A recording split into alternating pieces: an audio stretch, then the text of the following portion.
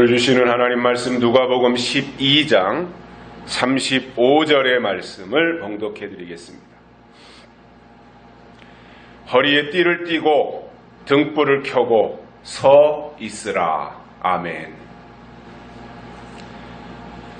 한 주간 동안도 건강하셨습니까? 몇 년쯤 전으로 기억을 하는데 대전에서 진리축제가 있어서 참석했을 때 전라도에서 목회하시는 어느 목사님이 2번인가 참석한 적이 있었습니다. 반가웠던 것은 그분도 예수님의 재림을 증거하는 분이라고 소개를 받았었고, 또 신학교에서 강의도 하고 목회자들을 대상으로 해서 매주일 성경을 가르치는 매우 유능한 분이라고 해서 반가웠었고 기대를 많이 했었습니다. 왜냐하면 제 마음속에는 하나님의 뜻이 속히 이루어졌으면 좋겠다라는 마음이 참 크게 있거든요.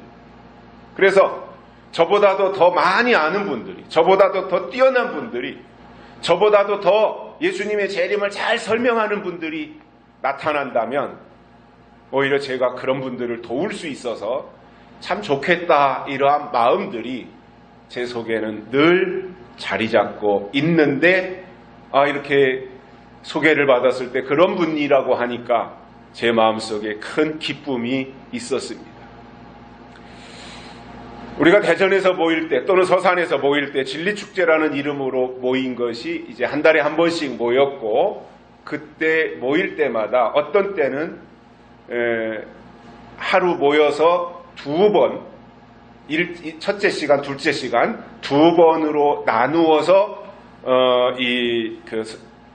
진리축제를 진행했던 적이 있었는데, 그때 이제 목사님이 2번째가 참석했을 무렵에 저분이 가지고 있는 그 신앙관이 어떠한 것인가, 또 저분을 통해서 우리에게 은혜를 주시는 부분이 어떤 것인가, 이런 것들을 구체적으로 알고 싶어서 첫 번째 시간은 제가 진행을 하고 한 90분 정도, 100분 정도 제가 진행을 했고, 잠시 쉬었다가 두 번째 시간에 그 목사님을 통해서 설교를 듣게 됐는데, 그분의 특징을 보니까 처음 시작해서부터 끝날 때까지 약 1시간 정도 그 시간을 계속해서 성경 구절을 찾는 거예요.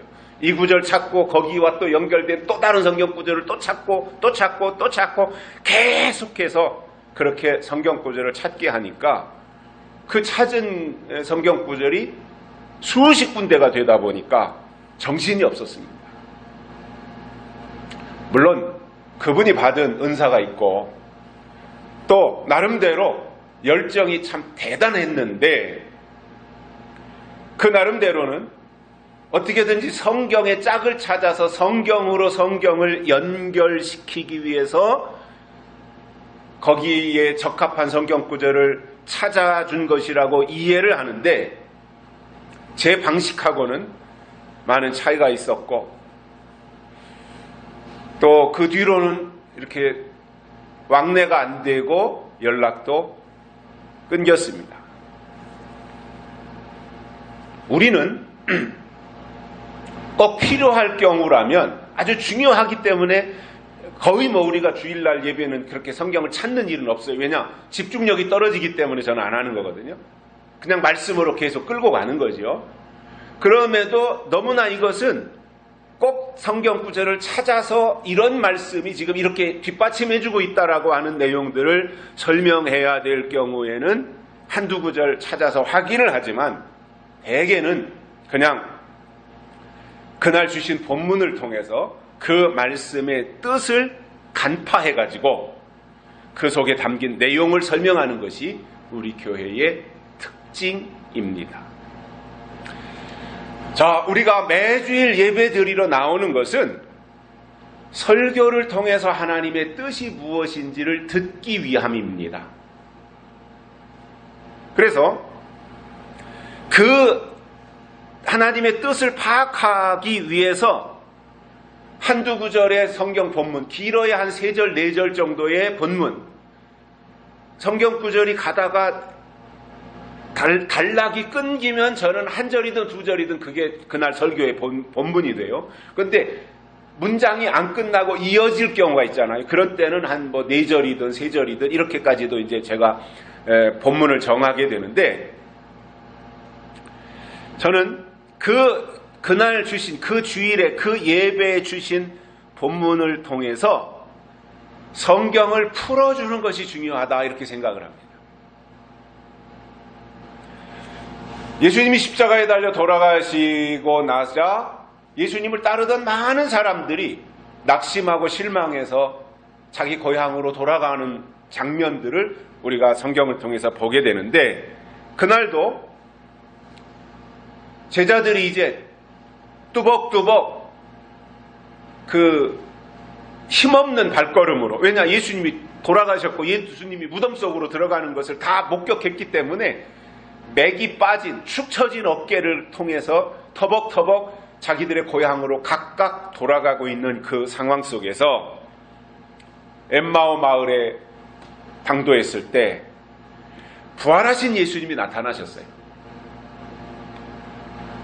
낙심하고 실망하는 제자들에게 부활하신 예수님이 나타나셨어요. 그런데 안타깝게도 예수님을 알아보지 못하더라는 거예요.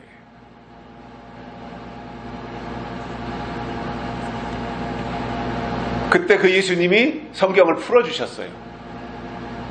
이런 말씀은 이런 거였지 않냐? 내가 너희들에게 이렇게 말했지 않냐? 그런데 지금 이렇게 이루어졌지 않냐? 이런 것에 대해서 성경을 풀어주실 때 그때 가슴이 뜨거워지지 않았더냐? 이렇게 누가복음 24장에서 뒤늦게 설명하는 내용이 나옵니다. 성경을 풀어주실 때 가슴이 뜨거워졌었다라는 겁니다. 그래서 설교라고 하는 것은 때로는 성경의 짝을 찾아서 입증하는 것도 필요하지만 거의 대부분은 그날 주신 본문을 통해서 그 본문을 풀어서 해석하는 것이 목적인 것입니다. 해석입니다. 성경을 풀어주는 것입니다. 특히 지금은 예언의 말씀인 요한계시록을 중심으로 성경을 차근차근 풀어서 하나님의 뜻과 하나님의 계획을 알려주는 것이 영혼을 깨우고 영혼을 살리는 메시지라는 겁니다. 오늘 말씀해 보시면 결혼잔치에 참석했던 주인이 돌아와 문을 두드리면 똑똑똑하고 노크하면 즉시 문을 열어주기 위해서 한눈 팔지 아니하고 딴청 부리지 아니하고 대문 앞에 서서 주인을 기다리는 그 조언과 같이 비록 늦은 밤 시간이지만 그럼에도 불구하고 깨어서 대기해야 된다는 것입니다. 그러므로 하나님이 주신 믿음을 소유한 사람들은 예수님의 재림이 가까울수록 성경적인 신앙으로 방향을 설정하고 기다리고 있어야 되는 겁니다. 여기서 깨어있으라고 하는 말은 한 잠도 자지 말고 24시간 동안 눈을 말똥말똥 뜨고 깨어있어라, 잠도 자지 말아라, 이렇게 요구하는 것이 아닙니다. 고문 중에서 가장 무서운 고문이 잠 안 재우는 거라 그러죠. 굶기는 것은 며칠 굶어도 그냥 견뎌낸다 그럽니다. 그런데 한 3일 안 재우고 계속해서 잠 못 자게 꼬챙이로 찔러대고 꼬집고 찬물 갖다 끼얹고 그래서 한 잠도 자지 못하게 하면 한 3일 지나면 속에 있는 비밀을 다 불어댄다는 거예요. 우리가 어쩌다 뭐 커피를 진하게 마셨다든가 아니면 생각에 골똘하다가 잠을 놓쳐가지고 꼬박 세울 때가 있죠. 물론 가수면은 조금씩 되지만 나는 안 잔 것 같이 느낄 때가 있어요. 물론 이렇게 잠깐 잠은 들었던 거예요. 그런데 내 의식은 깨어 있었던 것 같고 잠을 안 잔 것 같이 느끼는 거예요. 가수면 상태처럼 느껴지는 거예요. 그러면 그 다음날 잠이 부족하니까 생활하기가 굉장히 불편하죠. 그죠? 눈두꺼도 무겁고, 그리고 몸도 그냥 쫙 늘어지고, 이 피곤이 누적된 그 상태를 보이기 때문에 굉장히 힘들잖아요. 그런데 주인을 기다리는 종이 밤새 눈도 붙이지 않고 한잠도 안 자고 기다리면 다음날 어떻게 종의 역할을 제대로 할 수 있겠습니까? 그래서 여기서 깨어있으라고 하는 말의 의미를 우리가 잘 알아야 돼요. 깨어있으라는 말의 뜻이 뭐냐면 한잠도 자지 말고 있으라는 것이 아니라 낮에 속한 신앙을 가지고 있어야 된다 이겁니다. 바울이 데살로니가전서 5장에서 설명한 신앙을 보면 낮에 속한 신앙이 있고 밤에 속한 신앙이 있다 그랬어요. 그러면서 각각 낮에 속한 신앙은 낮에 속한 신앙의 특징이 있고 밤에 속한 신앙은 밤에 속한 신앙의 특징이 있으니 이 각각의 특징을 알고 그거에 대해서 설명을 충분히 듣고 어떻게 우리가 낮에 속한 자로 살아가야 될 것인가에 대해서 설명해 주는 것이 데살로니가전서 5장에 나오는 내용입니다. 또 요한계시록 9장에 보면 황충이에 대해서 설명을 하시면서 황충이가 왜 나오느냐, 황충이 나오는 목적이 있는데 그것은 어둡게 하고 미혹하기 위해서입니다. 이게 황충이에 등장하는 이유예요. 그래서 어둡게 만들어 놓아야 미혹할 수 있기 때문에 어둡게 만드는데, 하나님 편에 속한 신앙은 황충이가 나와서 어둡게 할 때 같이 어두워지는 것이 아니라 오히려 빛을 받아서 낮에 속한 신앙으로 살아가는 것이 중요하다는 말씀을 해주고 있습니다. 우리가 예수님께서 만왕의 왕, 만주의 주로 다시 오실 것을 믿는다면, 그리고 그분이 이 땅에 다시 오실 때 내가 홀연히 변화체가 되기를 원한다면 낮에 속한 신앙을 가지고 깨어있으라는 것이고, 이것은 이 깨어있는 일은 우리에게 결코 피곤한 일이 아니라 기쁜 일이고 소망이라는 말입니다. 주인이 오시기를 기다린다는 것은 우리에게 그만큼의 소망이라는 말입니다. 그래서 오늘은 주인이 오시기를 기다리는 자가 어떤 자세를 가지고 기다려야 되는지에 대해서 본문을 통해서 세 가지를 깨닫고 은혜를 받겠습니다. 첫째로 허리를 동이고 기다리라, 이렇게 말씀하고 있습니다. 허리에 띠를 띠고 기다리라 이겁니다. 이것이 주인을 기다리는 종의 첫 번째 자세입니다. 허리에 띠를 띠고 있어야 되는 거예요. 에베소서 6장에서 바울은 전신갑주에 대해서 설명하면서 진리로 허리띠를 띠고 이렇게 말씀하고 있어요.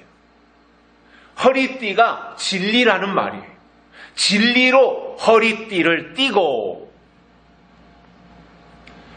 마지막 때 나타날 사탄과 맞서 싸울 하나님의 군대는 진리로 허리를 동여매야 하는데, 그러면 진리가 뭐냐는 거예요. 물론 넓은 의미로, 포괄적인 의미로 하나님이 진리이고 예수님이 진리이며 성령이 진리이고 성경이 진리예요. 하나님과 관계되어진 것을 진리라고 우리가 표현해요. 그런데 과연 일반적인 의미로 진리라고 하는 것이 교회 안에만 존재하느냐? 그렇진 않잖아요. 세상의 학문 속에도 진리가 있어요. 학문을 연구하는. 왜냐? 학문의 진리라고 하는 것이 뭐예요? 변하지 않는 원리, 변하지 않는 공식, 이러한 것을 진리라고 그러잖아요. 그래서 대학교를 진리를 탐구하는 상아탑이라고 그러죠. 학문을 연구하는 곳이다 이겁니다. 그것을 진리라고 말합니다. 일반적인 의미로. 그러면 세상도 진리를 말하고 학교도 진리를 말하고 일반 다른 종교에서도 그들 나름대로 철학적 진리를 말하고 교회도 진리를 말하는데, 그러면 학교에서 말하는 진리, 타종교에서 말하는 철학적 진리, 학문적 진리, 이런 것과 차별화된 교회가 말하는 진리가 뭐냐면 매 시대마다 나타내시는 하나님의 뜻을 우리는 진리라고 표현하는 겁니다. 하나님의 뜻이 진리다 그 말입니다. 그래서 참신앙이라고 하는 것은 교회의 제도에 매이는 것이 아니에요. 교회라고 하는 이 울타리 안에 갇히는 것이 아니에요. 오히려 자유로운 영혼이 하나님의 말씀을 통해서 하나님의 뜻으로 사로잡혀 하나님의 뜻을 믿고 따르는 것이 진짜 신앙이라는 거예요. 교회라고 하는 이 제도가 중요한 것이 아니라 이 제도를 통해서 하나님의 뜻을 깨닫는 것이 중요하다는 거예요. 그런데 제도는 교회라고 하는 것으로 공동체가 만들어졌는데 거기를 통해서 하나님의 뜻을 제대로 전달하지 못한다면 그 제도는 별 의미가 없다는 겁니다. 그래서 우리가 하나님의 뜻을 깨닫는 것이 중요한데 하나님의 뜻은 언제나 말씀으로 임하기 때문에 성경을 통해서 우리에게 전달해 주시는 예언을 알아야 하는데 성경에서 말씀하는 예언이 뭐냐면 될 일이고 하나님이 하실 일을 우리는 예언이다 이렇게 표현하는 것입니다. 그렇다면 예언이라고 하는 것이 지금에만 있는 것이냐 이거예요. 과연 교회 안에 예언이 하나님의 뜻인데 그 하나님의 뜻인 예언이 지금만 존재하느냐라고 질문을 한다면 그렇지 않습니다. 예언은 구약에도 있었습니다.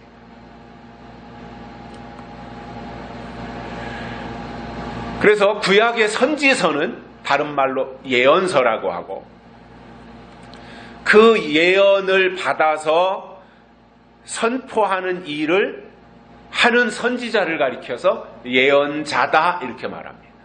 그래서 구약에 예언서가 있었고 그 예언을 받아 증거하는 예언자들이 있었던 거예요. 그래서 이미 예수님이 초림하시기 700년 전에 이사야 선지자가 예수님이 오실 것을 예언했던 겁니다.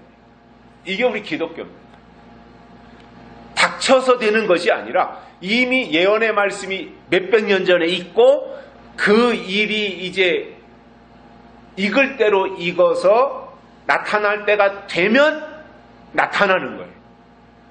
그래서 이사야가 메시아가 오실 것을 예언한 지 700년이 지나서 실제로 요셉과 마리아를 통해서 예수님이 이 땅에 오신 겁니다.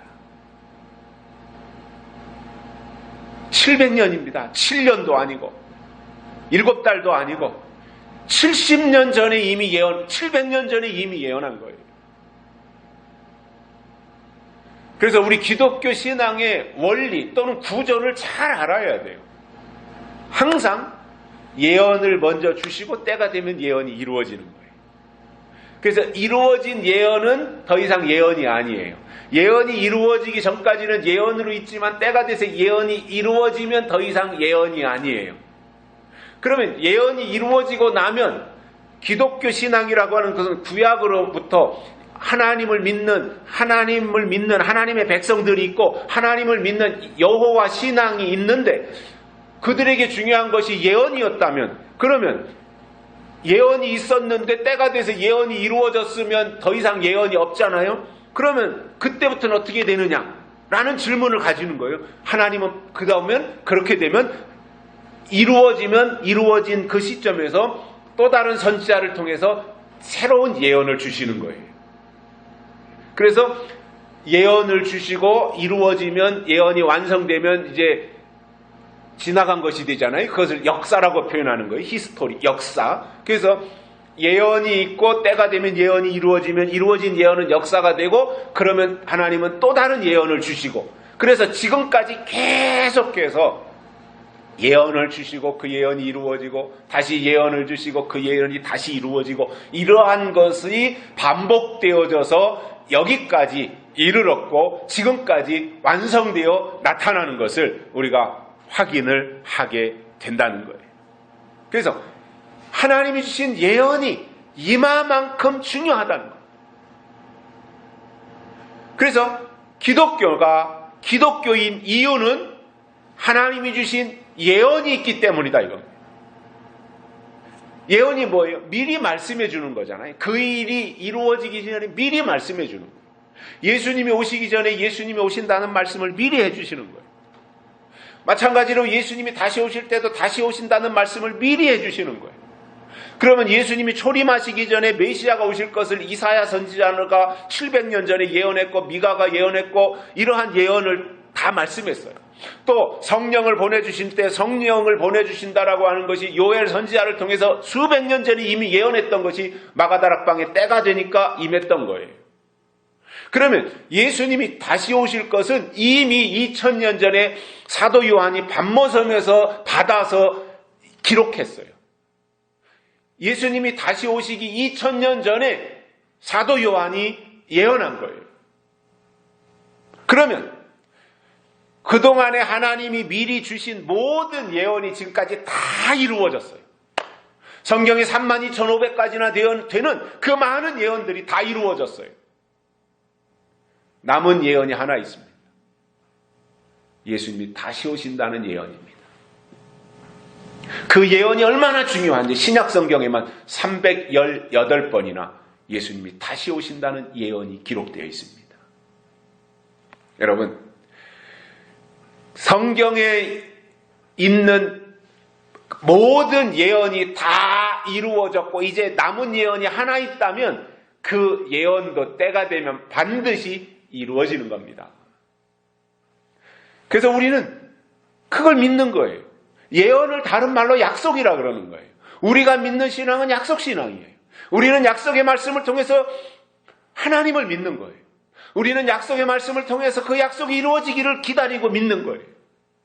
그 약속신앙을 다른 말로 예언의 신앙이다. 그 예언의 신앙을 다른 말로 진리의 신앙이다. 이렇게 표현하면서 진리가 뜻이고 뜻이 예언이고 예언이 약속이기 때문에 그것을 하나의 선상에서 이해하고 깨닫고 나갈 수 있다는 겁니다. 그래서 우리가 가장 소중히 여기는 기독교 신앙이 참이고 진짜인 이유는 예언이 먼저 있고 그리고 그 예언의 말씀을 받아서 증거하는 예언자가 있었다는 겁니다. 참고로 예언을 영어로는 프라피시라고 합니다. P-R-O-P-H-C-Y 이렇게 P-R-O-P-H-E-C-Y 이렇게 프라피시 이렇게 예언의 그렇게 단어가 되어 있고 예언자는 프라핏 이렇게 표현합니다. P-R-O-P-H-E-T 무슨 얘기냐면 예언이 있어야 그 예언을 받아 증거하는 예언자가 나타난다 그 말입니다.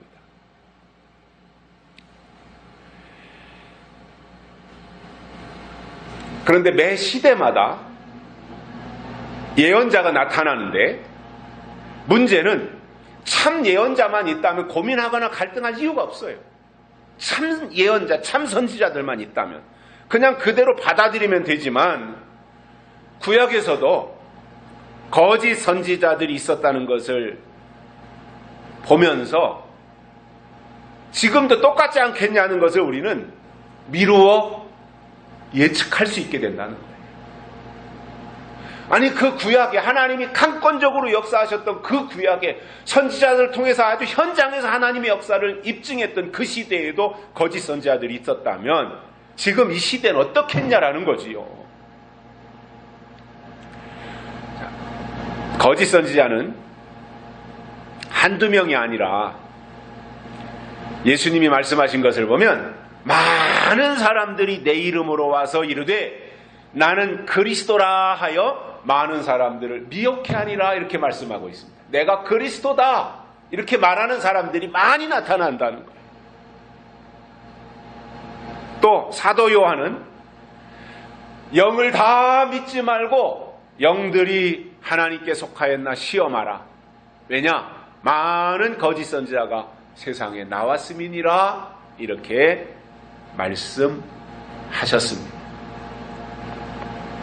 그러니까 가짜 그리스도가 나타나고 거짓 선지자가 나타나서 활동을 하는데 이 가짜들이 나와서 움직이는 무대가 어디냐면 교회라는 사실이에요.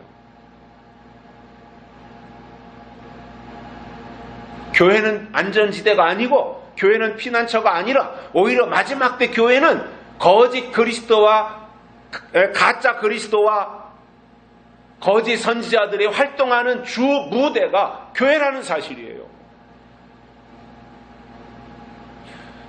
천주교는 교회는 완전한 곳이라고 말합니다. 그래서 천주교는 교황은 무오한 사람이에요. 교황, 신부, 교회는 무오하다 이렇게 말해요. 완전하다라는 거죠. 오류가 없다. 무오하다. 그래서 천주교는 교황 무오설, 교회 무오설 이렇게 주장하는 거예요. 그러나 우리 기독교는 그렇지 않아요. 사람은 다 죄인이에요. 모든 사람이 죄를 범하였으며 하나님의 영광에 이르지 못한다 이렇게 말씀하고 있어요.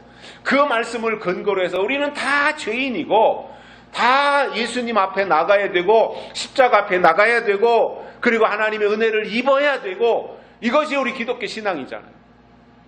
교회도 오류투성이를 가진 사람들이 모인 곳이에요. 다만 여기에 모여서 다 각자가 다 오류가 있는 사람들이고 결함이 있는 사람들이지만 다만 하나님의 은혜 안에서 성령의 운행하심을 통해서 하나님의 뜻을 받들어 나가려고 할 때 하나님이 그 공동체 속에서 역사하시지만 오늘날은 공중권세 사로잡았던 사탄이가 교회 안으로 다 내려왔기 때문에 교회 안에 진짜와 가짜가 섞여 있어요. 참과 거짓이 섞여 있어요. 그러다 보니 잡음이 날 수밖에 없고 이런저런 분란이 교회 안에서 끊이지 않는 거예요.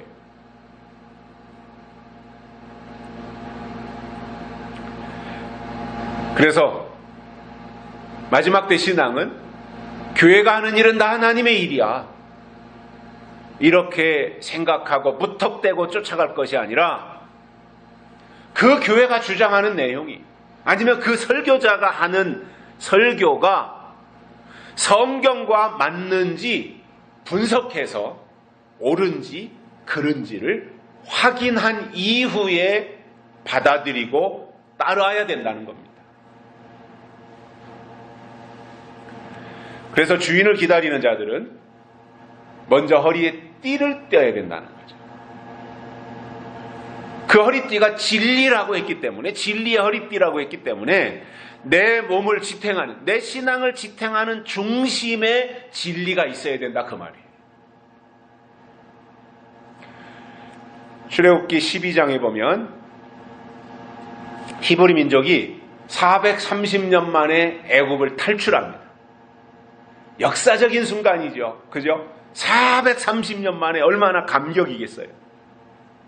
그런데 그 탈출을 할 때 먼저 한 일이 무엇인지 설명하는 내용이 출애굽기 12장에 나옵니다. 유월절에 대한 이야기입니다. 너희는 이것을 먹을지니 허리에 띠를 띠고 발에 신을 신고 손에 지팡이를 잡고 급히 먹으라. 이것이 여호와의 유월절이니라. 이렇게 말씀하셨어요. 그러니까 이스라엘 민족들이 히브리 민족이 출애굽에서 탈출할 때도 허리에 띠를 떼야 돼요. 그리고 무교병, 누룩이 들어가지 아니한 떡을 먹고 애굽을 떠났던 것입니다. 사람은 허리가 중요한데 제가 군대에 가기 전에 청년 때 고등학교를 졸업하고 이제 한 2년여 공백이 있잖아요. 그 군대 가기 전에 그 기간 동안 아마 인생 80을 놓고 볼 때 가장 황금기가 뭐 그저 20에서 30, 그 중에서도 20대 초반이 제일 절정기이지 않겠어요? 이제 그 기간을 남자들이 이제 군대 가는데 그 군대 가기 바로 전에 정말 가장 남자고 여자고 왕성하고 그리고 예쁘고 한 시기가 그 무렵이겠죠. 근데 그때 이제 그 유행했던 바지가 있어요. 그때 뭐냐면 대개가 이제 다 남자들이 바지를 입으면 허리띠를 차잖아요. 그런데 그때 제가 20살, 21살 이때 유행했던 바지가 허리띠가 없이 앞에 단추가 있어가지고 그거를 그냥 단추로 잠그는 옷이에요. 허리띠가 없는 그 옷이 유행했던 적이 있어요. 그래서 저도 이제 폼 잡는다고 그 바지를 맞춰가지고 입고 다니는데 어느 날 아버지가 그러시더라고요. 힘은 허리에서 나오는데 허리에 띠를 띠고 다녀야 된다. 허리띠를 띠고 다녀야 된다. 그래서 허리를 튼튼하게 보호해줘야 된다. 그러한 말씀을 하신 기억이 있습니다. 그때는 물론 그냥 일반적인 이야기를 하신 거죠. 육체의 한 부분인 허리를 동여매야 된다라고 하는 말씀을 하신 것으로 제가 이해를 하고 있습니다. 또 우리가 운동 경기 중에 역도라는 것이 있죠. 역도 선수들을 보면 자기 몸무게의 몇 배를 들어 올려요. 한 80kg 되는 사람이 뭐 150kg, 160kg, 200kg 막 이렇게 들어 올려요. 그 무거운 역기를 힘껏 들어 올리는데 그 역사들이 경기장으로 등장할 때 보면 반드시 허리에 두꺼운 가죽으로 된 허리띠, 혁띠를 차고 나와서 역기를 들어 올리는 것을 볼 수 있습니다. 허리에 그 두꺼운 가죽띠 없이 역사가 역기를 들어 올릴 수 있다면 왜 그 허리띠를 차고 나오겠습니까? 힘을 받게 하기 위해서, 허리에서 힘이 나오기 때문에 힘을 받게 하기 위해서, 또 허리를 보호하기 위해서 가죽띠를 띠고 나와서 힘을 쓰는 것을 보게 됩니다. 군인들도 전쟁 때 쓰기 위해서 국가가 돈을 들여서 운영하는 것이 이제 군대인데 그 군인들을 보면 철모를 써요, 머리에. 그리고 등에 배낭을 짊어져요. 손에 총을 들고 있어요. 그리고 싸움터로 나가는데 어김없이 군인이 갖추는 것이 허리에 혁대가 있어가지고 거기에다가 수통도 달아매고 또 탄창, 실탄을 담은 탄창도 허리띠에다가 차고 가는 것을 볼 수가 있습니다. 여러분, 예수님의 재림을 성경적으로 기다리는 분들은 허리에 띠를 반드시 띠고 있어야 된다고 하는 이 말을 우리가 주목하면서 이것은 깨어있어서 주인이 언제 오시든지 맞이할 수 있도록 진리로서 충만하게 무장해야 되는, 내 중심 속에 진리가 자리 잡고 있어야 된다고 하는, 그리고 진리가 내 허리를 지탱해야 된다고 하는 이 말씀을 하고 있는 것입니다. 두 번째로는 등불을 켜고 기다려야 된다, 이 말씀을 하고 있어요. 예수님이 오실 때, 초림하실 때 등불이 있었습니다. 그래서 이 예수님이 초림하실 때를 보면 예수님보다 6개월 먼저 와서 주의 길을 예비한 세례 요한을 가리켜서 요한복음 5장 35절에서 켜서 비치는 등불이다, 이렇게 말씀하고 있어요. 세례 요한 사람인데 그 사람 세례 요한을 가리켜서 켜서 비치는 등불이었다. 예수님이 오시는 길을 비춰주는 등대와 같은 등불의 역할을 한 것이 세례 요한이었다, 이겁니다. 그래서 성경에 보면 예수님이 처음 이 땅에 오실 때도 필요했고, 때가 돼서 처소를 예비하면 예수님이 이 땅에 다시 오실 때도 필요한 것이 등불이라는 거예요. 그러면 초림 때 등불이 세례 요한이었다면 예수님이 다시 오실 때도 등불이 있어야 하는데, 다시 오실 때 등불이 무언지에 대해서 성경이 어떻게 말씀하고 있는지를 우리가 확인을 해야 되지 않겠습니까? 그것에 대해서 베드로가 말씀한 것을 보면은 어두운 데 비치는 등불이 있는데 이것은 더 확실한 예언이다, 이렇게 말씀하고 있어요. 어두운 데 비치는 등불이 있는데 그 등불이 뭐냐? 더 확실한 예언이다라는 거예요. 여기서 더 확실한 예언, 이것이 어두움을 비춰주는 등불인데, 그래서 황충이 나와서 어둡게 할 때 더 확실한 예언이 있어야 어두워지지 않고 밝힐 수 있는데, 그것이 뭐냐 하면 그 예언이 계시록 1장 3절에서 예언의 말씀이다, 이렇게 설명을 해주고 있는 것입니다. 그러므로 지금 이 시대의 등불은 더 확실한 예언의 말씀, 곧 요한계시록이고, 이 말씀이 미래를 밝혀줄 등불이라는 거예요. 근데 예수님이 다시 오실 때가 가까워지면 반드시 황충이가 나타나서 교회를 어둡게 하고 영혼의 등불을 꺼서 계시록에 대해서 어둡게 하는 시대가 오는 거예요. 사실은 초대교회 때부터 최고의 신앙은 재림신앙이에요. 그리고 성경의 결론이 예수님의 재림이에요. 그렇다면 예수님이 이 땅에 다시 오실 때가 가까워지는 시점을 인식하고 있다면 당연히 그 방향에 신앙의 포커스를 맞추고 그 길로 가야 되는 게 맞지 않습니까? 그런데 안타깝게도 재림이 가까워지는 요즘 교회 안에 재림 신앙이 있냐는 거예요. 설교자들이 예수님의 재림에 대해서 체계적으로 구체적으로 설명을 하느냐 말이에요. 오히려 계시록을 말하면 색안경을 쓰고 보는 것이 현실입니다. 물론 주의는 해야 돼요. 왜냐 거짓 선지자들 또 이단들이 나와서 계시록을 가지고 엉뚱한 주장을 하니까 조심은 하고 주의는 해야 되는 건 맞아요. 무방비 상태로 있으면 나도 언제 어떻게 당할지 모르니까 깨어 있어야 되고 살펴야 되는 거 맞습니다. 근신해야 되는 거 맞습니다. 그러나 구덕이 무서워서 장 못 담그면은 어떻게 하겠냐 말이에요. 가짜들이 무서워서 정작 중요한 예수님의 다시 오심에 대해서 설명을 안 하고 그냥 지나가 버린다면 다시 오시는 예수님을 어떻게 맞이할 수 있겠느냐 그 말이에요. 예언이 있어야 맞이한다 그랬잖아요. 예언이 있어야 알 수가 있는 거지 않습니까?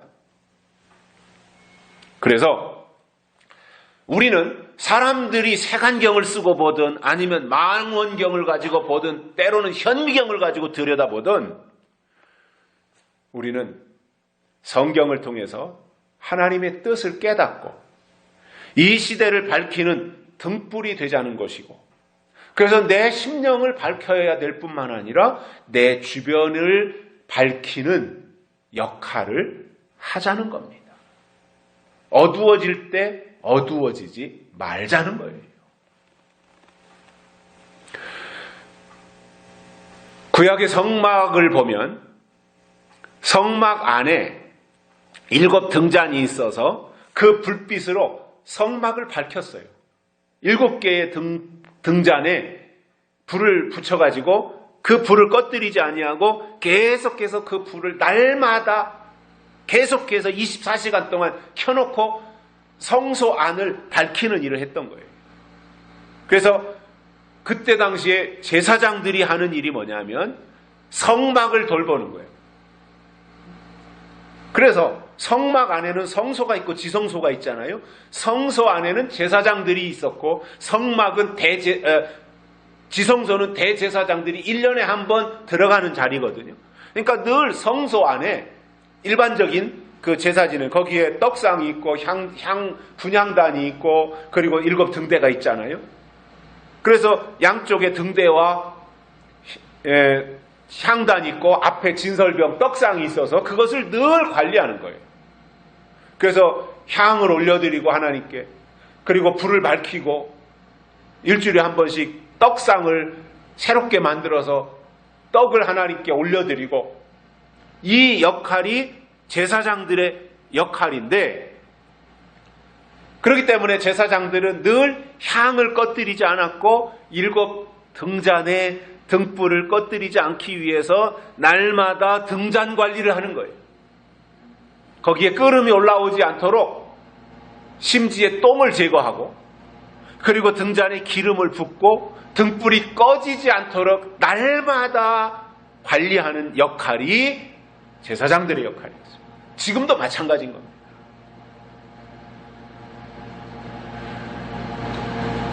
그래서 성막은 절대 어두워지면 안 돼.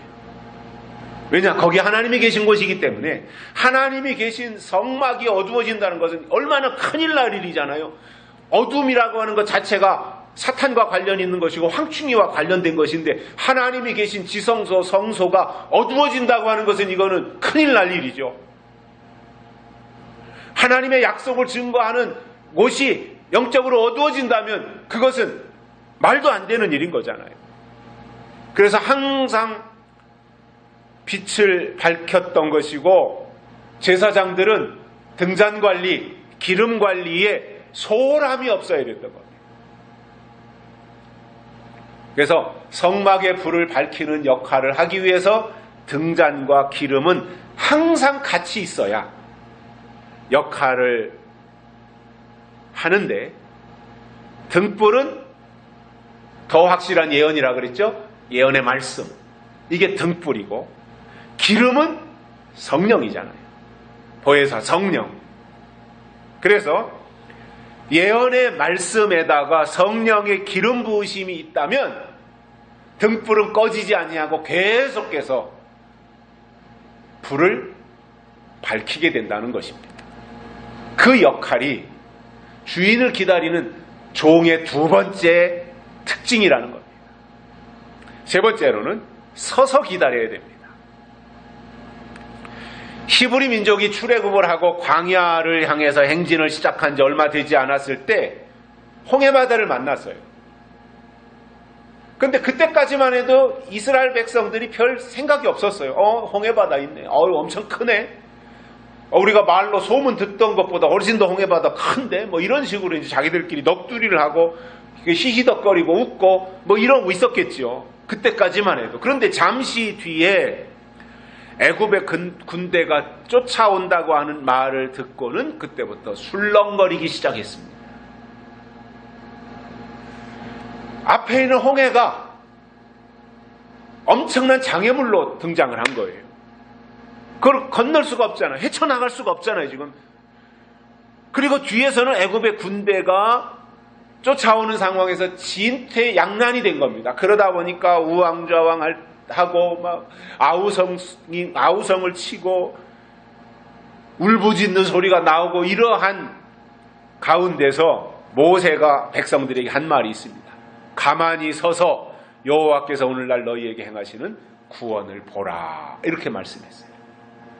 가만히 서서 우왕좌왕하지 말고 갈팡질팡하지 말고 인간적으로 어떻게 해보겠다고 수단 방법 부리지 말고 가만히 서서 하나님이 너희를 위해 행하시는 구원을 보라. 이렇게 말씀하신 거예요. 주인을 기다리는 종들은 나태해서 퍼질러지거나 영적 잠에 취해서 해롱거리는 것이 아니라 항상 깨어있으면서 언제든지 대응할 수 있는 준비를 하고 차분하게 그때그때마다 대처를 해야 되는 거예요. 에베소서 6장에 나오는 전신갑주 거기에 보면 서서 진리로 허리띠를 띠고 이렇게 돼 있어요. 그리스도의 군대가 전신갑주를 입는 데 있어서도 전신갑주를 입은 하나님의 군대는 서서 있어야 된다.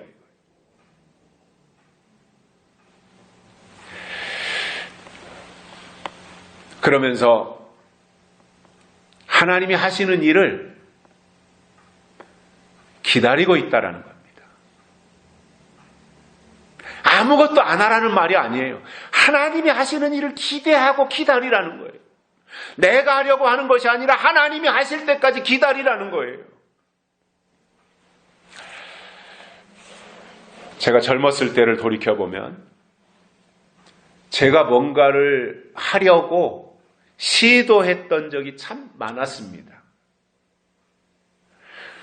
내가 부흥의 원동력이 되고 내가 예배당을 건축하는 선봉에 서고 뭔가 내가 앞장서서 뭔가를 하려고 했던 적이 많이 있었어요.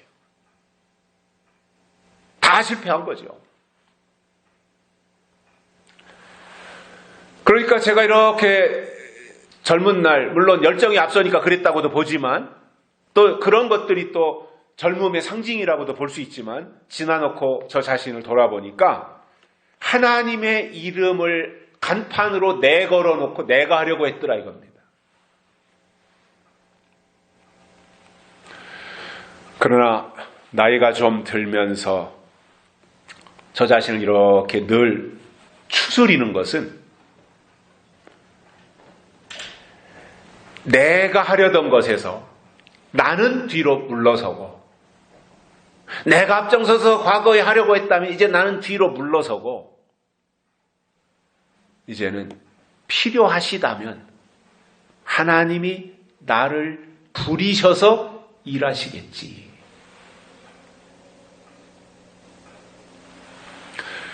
정말 하나님의 계획이 있다면, 하나님의 계획 속에 내가 포함되어 있다면 때가 되면 하나님이 쓰시겠지. 이렇게 하나님의 주권을 인정하는 것으로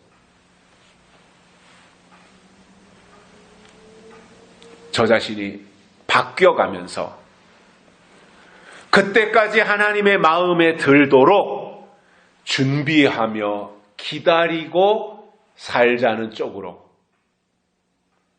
저 자신을 많이 내려놨다라는 겁니다. 물론 사람이 꿈과 비전은 있어야 됩니다. 목표와 목적이 있어야 되는 거죠. 그렇지 않으면 무의미해지잖아요. 그러나 내가 가지고 있는 꿈과 나의 비전이 하나님을 앞질러서는 안 되겠다라는 거예요.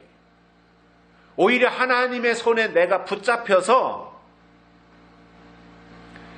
쓰임받는 자세를 가져야 되겠다라는 겁니다. 며칠 전에 제가 가깝게 지내는 어느 장로님을 만났습니다. 그분은 저보다 한 6, 7년 연장자 되시는 분이신데 가끔씩 만나면 이런저런 이야기, 또 교회 돌아가는 이야기, 이러한 것들을 하는 분입니다. 그분은 성격도 굉장히 괄괄하시고 또 실력도 뛰어나신 분이고 매우 똑똑한 분입니다. 아마 제가 그분에 대해서 후한 점수를 준다면 우리나라에서 제일 똑똑한 분이 아닌가 싶을 정도로 저는 그분을 그렇게 평가하고 있습니다. 그분이 얼마 전부터 교회에 실망하기 시작했습니다. 물론 여러 가지 이유가 있겠습니다만은 교회에 실망하면서 또 목회자들에 대해서 환멸을 느끼면서 영적으로 굉장히 방황하고 있어요. 근데 그분이 이런 말을 하는 거예요, 저에게. 자기가 중학교 때 인천으로 올라가서 중고등학교를 인천에서 다니고 그리고 대학교, 교육대학인가 나왔을 거예요. 그리고는 우리나라를 대표하는 공사에 입사해가지고 직장 생활을 하신 겁니다. 평생을. 그런데 이제 학교, 중고등학교 때 동창들 중에 나중에 이야기를 듣고 보니까 그들이 신학교에 가서, 자기 동창 중에 몇 명이 신학교에 가서 목사가 된 사람들이 있다는 이야기를 들은 거예요.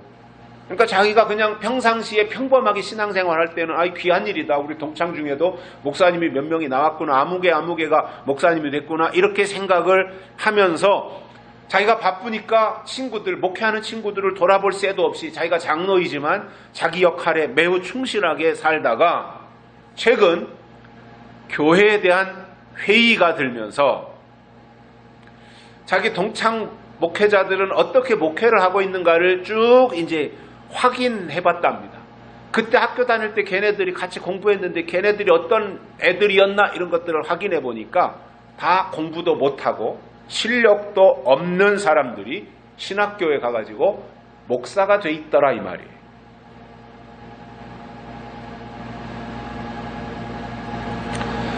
그분의 말에 의하면 충격적인 고백이에요.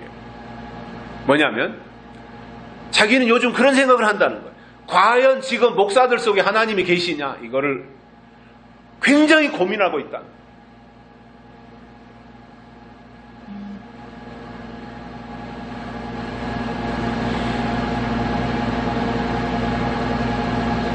그분이 그러한 고민을 하는 것이 매우 아픔이 있겠지만 저는 굉장히 필요한 부분이 아닐까? 이렇게도 그분의 입장에서 생각을 해봅니다. 그러면 왜 그분이 과연 목사들 속에 하나님이 계신가? 이러한 의문을 가지게 된 이유가 있는데 그게 뭐냐면은 목사들의 인격이 제대로 된 사람들이 없더라 이거예요. 그리고 돈을 너무 좋아하더라 이거예요. 아울러 대접만 받으려고 하더라 이거예요. 자기가 수십 년 동안 교회를 섬기고 장로로 섬기고 수석 장로로 있고 건축위원장도 하고 이렇게 그래도 수백 명 모이는 교회에서 자기 역할을 했는데 지금 이렇게 한 발 물러서서 교회를 보면서 설교자들을 보면서 자기 속에 그러한 생각들이 굉장히 많이 들어오고 있다. 또 그분의 말은 이런 겁니다. 총회나 이런 높은 위치에서 일하시는 분들도 보면 이제 총회나 이런 데에는 그 총회에 속한 교회의 문제들이 총회로 상정될 때가 있거든요. 그러면 총회에서 일하는 교회 총회 어른들은 그것을 그 어려운 교회 입장에서 신앙적으로 해결을 하려고 노력을 해야 되는데 불법을 자행하더라는 거예요. 총회라는 데가 불법을 자행하는 것을 보면서 너무 실망이 크고 이런 것이 목사에 대한 그분의 평가였던 겁니다. 저는 그분의 말을 들으면서 사실 굉장히 부끄러웠습니다. 제가 표현은 안 했지만 부끄러웠어요. 그리고 한편으로는 이런 생각을 가지고 있는 분이 비단 저 장로님뿐만이 아니라 많이 있을 텐데 그렇다면 과연 오늘 이 시대에 교회에 희망이 있는가 하는 생각도 들어서 걱정이 앞선 것도 사실입니다. 소금이 짠맛을 잃으면 밖에 버리워서 사람들에게 밟히듯이 교회나 목회자들이 맛을 잃고 변질되면 사람들에게 짓밟히는 겁니다. 물론 이런 원인들이 한두 해 또는 한두 가지가 아니겠지만 핵심은 저는 그렇게 생각해요. 교회 시대가 끝났기 때문이다 이거예요. 그리고 더 이상 더 이상 목사들을 이 시대가 주의 종으로 기대하거나 주의 종으로 인정하지 않는다는 사실입니다. 이게 얼마나 비참한 겁니까? 왜 이렇게 되었겠습니까? 본인들이 끝까지 지켜야 될 위치를 저버리고 높은 차원에 있어야 될, 영적으로 높은 차원에 있어야 될 사람들이 그 위치를 저버리고 낮은 차원으로 내려간 거예요. 그래서 높은 데서 양식을 공급받아서 하나님의 뜻을 사모하는 영혼들에게 공급해야 할 설교자들이 영적 높이를 저버리고 지붕에 있던 자들이 아래로 내려와서 땅의 것을 주면서 자기들의 역할을 잃어버린 겁니다. 스스로 포기한 겁니다. 계시록 8장에 보면 횃불같이 타는 큰 별이 땅으로 떨어진 내용이 나오는데 주의 종이라면 믿음의 고도를 높여야 되고 높은 고도를 계속해서 지속적으로 유지해야 돼요. 그것이 정상인데 높이를 버리고 겉옷을 가지러 내려온 것이 떨어진 별이고 이것이 영적인 타락인 것입니다. 하나님은 종들이 주인을 기다리는 마음을 가지고 서서 그 자리를 지키며 주인이 맡긴 주인의 영혼들을 감당하라는 것인데 주인의 마음을 잃어버리고 나니 한 달란트 받은 종처럼 되고 만다는 겁니다. 오늘 이 말씀을 받으시는 분들은 어떤 경우도 비진리나 세상과 타협하지 말고 하나님이 주신 약속을 끝까지 지키며 그 자리에 서 계셔야 됩니다. 여기서 서서 기다리라고 하는 말은 기다림의 시간이 그리 길지 않다는 뜻을 포함한 겁니다. 히브리서 기자가 이렇게 말합니다. 잠시 잠깐 후면 오실 이가 오시리니. 사람은 다 양면성이 있습니다마는 저도 제 마음속에 예수님의 재림을 기다리며 살고 있습니다. 결론으로 혼인잔치에 축하하고 축복하기 위해서 간 주인이 돌아오기를 기다리는 종의 시간은 그리 긴 시간이 아니고, 또 주인은 손님으로 잔치에 초대받아 갔기 때문에 때가 되면 반드시 집으로 돌아온다고 하는 확신이 있기 때문에 이 종은 대문 앞에서 등불을 밝히고 대기할 수 있었고 기다렸다라는 겁니다. 그리고 주인은 때가 되면 당연히 아니면 마땅히 오시기 때문에 예수님의 재림과 관련해서 주인이 오시는 것과 관련해서 사람들을 선동한다든가 그것을 자기 방식으로 서두를 이유가 없다는 거예요. 왜냐? 주인은 오실 시간이 되면 그분의 계획대로 그분의 목적을 이루기 위해서 당연히 오시기 때문에 여기서 서두르거나 우왕좌왕하거나 누구를 선동하거나 그럴 것 없이 묵묵히 등불을 켜고 허리에 띠를 띠고 기다리면 된다는 이 사실을 기억하고 이처럼 기다리는 종으로 살아가시기를 주의 이름으로 축복합니다. 살아계신 하나님 아버지 감사합니다. 오늘 또 우리를 불러주시고 말씀을 주셔서 감사를 드립니다. 이 말씀 이유가 되어져서 우리가 늘 주인을 기다리는 종의 자세를 가지고 오실 때까지 묵묵히 기다리며 나가는 저희들 되게 해 주옵소서. 다시 오실 예수님의 이름으로 간절히 기도드리옵나이다. 아멘. 찬송가 162장 부르시면서 헌금 드리시겠습니다.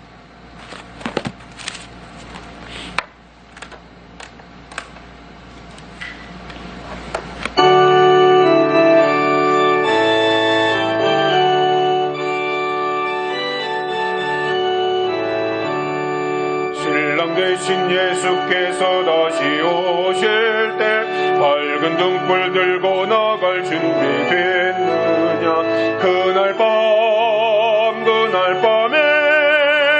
주님 맞을 등불이 준비됐느냐. 예비하라